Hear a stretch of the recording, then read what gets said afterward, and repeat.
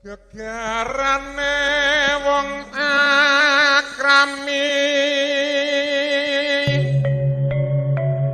among abdi pawit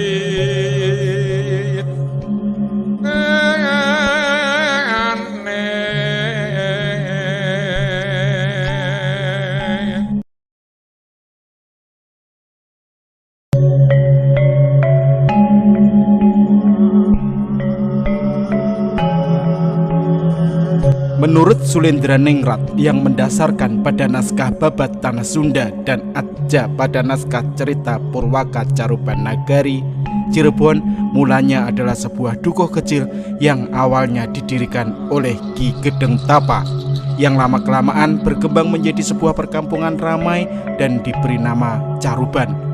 Dinamakan Caruban karena di sana ada percampuran para pendatang dari berbagai macam suku, bangsa, agama, bahasa, adat istiadat, latar belakang, dan mata pencaharian yang berbeda.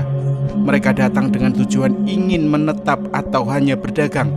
Karena awalnya hampir sebagian besar pekerjaan masyarakat adalah sebagai nelayan, maka berkembanglah pekerjaan lainnya seperti menangkap ikan dan rebon atau udang kecil di sepanjang pantai yang biasa digunakan untuk pembuatan terasi.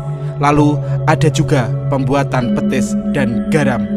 Air bekas pembuatan terasi inilah akhirnya tercipta nama Cirebon yang berasal dari cai yang artinya air dan rebon yang artinya udang rebon yang berkembang menjadi Cirebon yang kita kenal sekarang ini.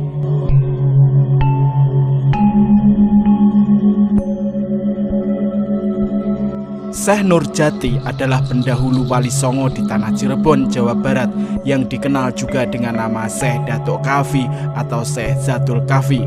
Syekh Datuk Kafi yang bernama asli Idolfi Mahdi merupakan keturunan dari Syekh Datuk Ahmad. Setelah beranjak dewasa, beliau pergi ke Mekah untuk menuntut ilmu dan berhaji. Syekh Datuk Kafi kemudian pergi ke Baghdad dan menemukan jodohnya dengan Sarifah Halimah serta mempunyai putra dan putri. Kemudian Syekh Datuk Kafi diutus oleh Raja Baghdad untuk berdakwah di tanah Jawa.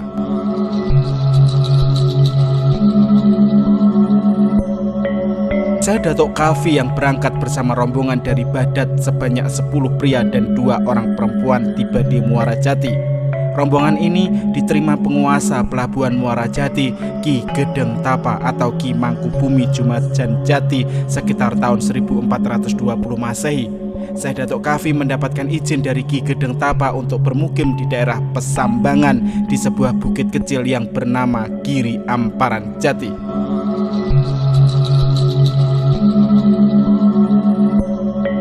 Dalam interaksinya dengan masyarakat sekitar, akhirnya Syekh Datuk Kafi menikah dengan Hadijah. Hadijah adalah cucu Haji Purwagaluh, Raden Brata Legawa, orang pertama yang pergi berhaji dari Jawa Barat yang saat itu masih bernama Kerajaan Galuh, janda dari seorang saudagar kaya raya yang berasal dari Hadramaut. Dengan pria tersebut, Hadijah tidak dikaruniai anak, namun setelah pria itu meninggal dunia, Hadijah memperoleh seluruh harta warisan dari suaminya. Setelah suaminya meninggal, Hadijah bersama kedua orang tuanya pulang ke Kerajaan Galuh dan menetap di Dukuh Pesambangan. Harta warisan tersebut digunakan Hadijah bersama suami barunya yaitu Syekh Nurjati untuk membangun sebuah pondok pesantren yang bernama Pesambangan Jati. Pernikahan Syekh Datuk Kafi dengan Hadijah dikaruniai seorang putri yang bernama Nyi Ageng Muara yang kelak menikah dengan Ki Gedeng Krangken.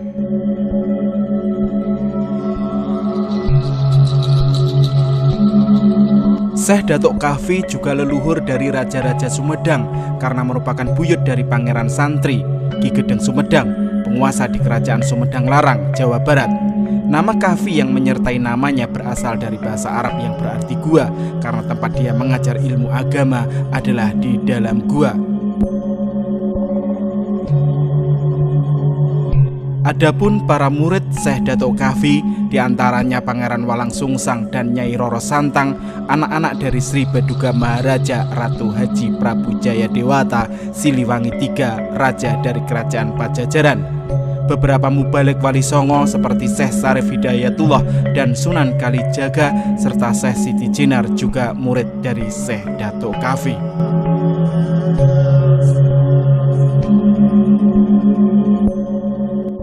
Konon dikarenakan kesaktiannya, pusar bumi Gunung Jati Cirebon merupakan tempat duduk Syekh Datuk Kafi, sehingga dari tempat duduknya terpancar sinar dari dalam bumi menghadap permukaan tanah Pulau Jawa. Sinar itu menyoroti tempatnya duduk dan berpendar ke seantero jagat, sehingga Syekh Datuk Kafi dikenal dengan sebutan Syekh Nurul Jati atau Syekh Nur Jati, Nur ingkang sejati. Sedangkan tempatnya duduk kemudian dikenal sebagai pusar bumi Gunung Jati.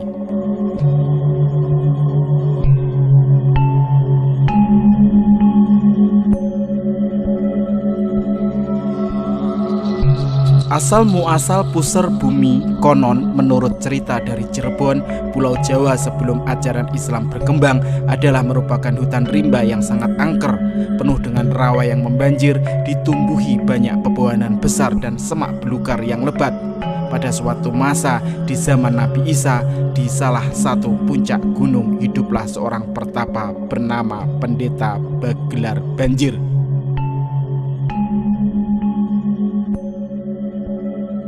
Di Gunung Cermai, sang pendeta diyakini melakukan tapa demi meminta kepada Sang Yang Maha Tunggal supaya diberikan ilmu, wijihing, serandil, dan kesempurnaan hidup. 15 tahun sudah pendeta Bagelar Banjir bertapa di puncak Gunung Cermai. Tak sia-sia, keinginannya dikabulkan oleh Sang Yang Maha Tunggal. Bersamaan dengan raga sukma ilmu wijihing serandil merasuk ke tubuh pendeta Bagelar Banjir. Sang pendeta langsung merasakan tubuhnya menggigil kedinginan dan akhirnya pingsan tak sadarkan diri. Bersamaan dengan itu, tanpa disadari oleh pendeta Bagelar Banjir, Gunung Cermai mendadak meletus dahsyat.